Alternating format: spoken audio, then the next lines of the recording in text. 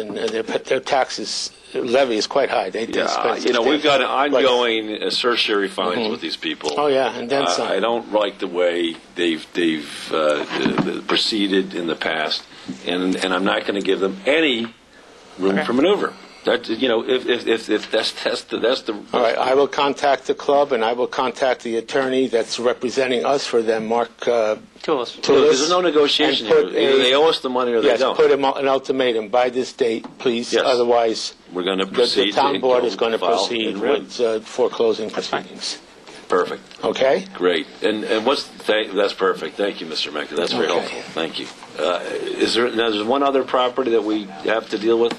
You said there's two properties that are not on this list. Payments are almost paid up on that. Yeah, they are current on one more payment to make. They have one more payment to make, yes. So that was a taxpayer's agreement like 5 years ago. Right. Yes. That's wonderful. Okay, so we finally got this whole list together. Now, the number we're going to manage to every month and get a report from you and Mr. Burns every month, then is this $4 million number? Yes, the $4 million. You've taken out our in-rem properties. Yes. We've written off the 191, everything else, and we're owed $4 million.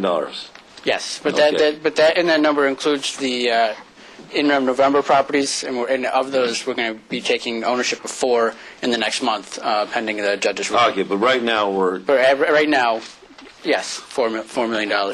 And okay, so it's real simple.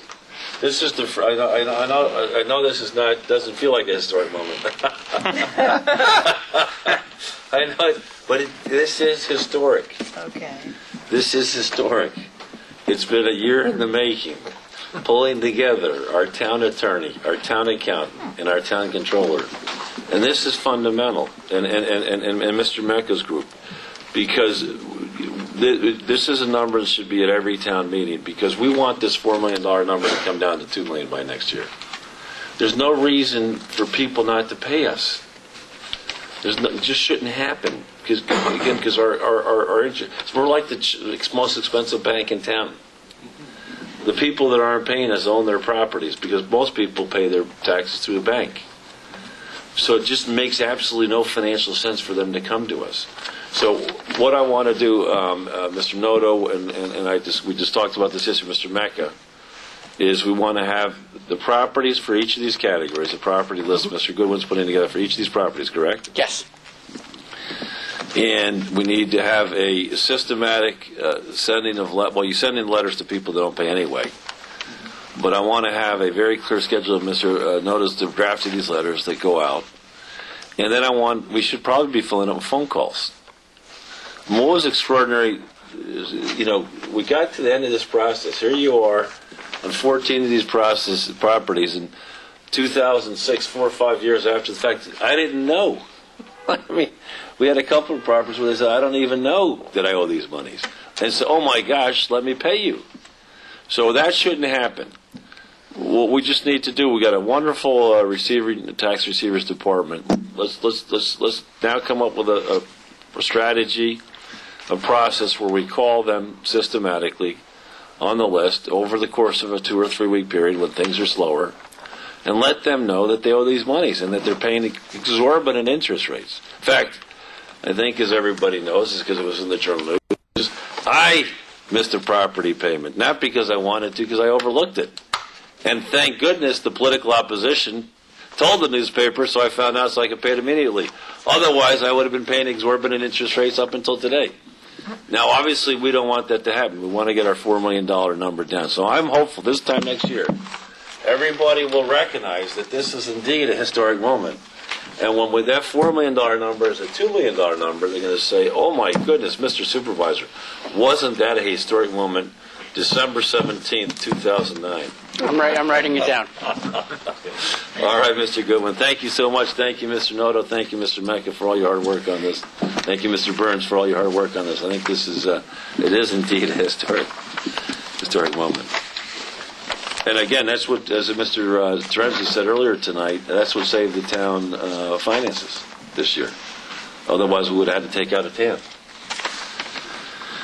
Okay, all right. Correspondence from Portchester Cheerleaders. I think we have some good news on the Portchester Cheerleaders, Mr. Nowotnik. You want to just tell the board? Okay. I think the board's got a copy of the letter correspondence that we received, but the junior varsity and varsity team has a total of 43 girls participating in cheerleading competitions. They have, in effect, qualified for the national competition in Orlando, Florida. And For the first time, I think. Is that right? I think it's for the first time. Last year. Nope, you're right. Okay. And they've basically trying now to see if they can't get some additional support from the community. It's obviously expensive to do these kind of competitions and this kind of travel. So that's what the request is for. I think it's for $1,000. $1,000 is what they have asked for, yes. Well, we set aside money for the Midget Football League, the number of the youth activity soccer programs, those kinds of things. We set aside, obviously, money for the fireworks and those kinds of things as well. I was approached to see if we wouldn't be prepared to support the cheerleaders in their efforts, especially since they're award-winning. It's such a good program, development of personality and character for young women. We clearly want to do more to support youth activities.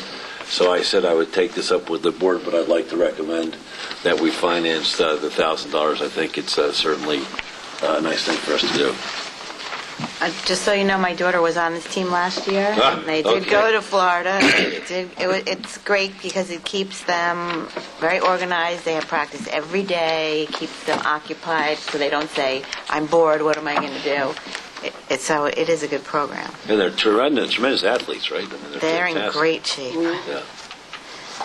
Good. Any other questions, comments? Michelle, you want to make the motion? Motion to approve. Second? Second. Okay. Gelfart. Aye. Mendocino. Aye. Nyworth. Aye. Villanova. Corrigan. All right.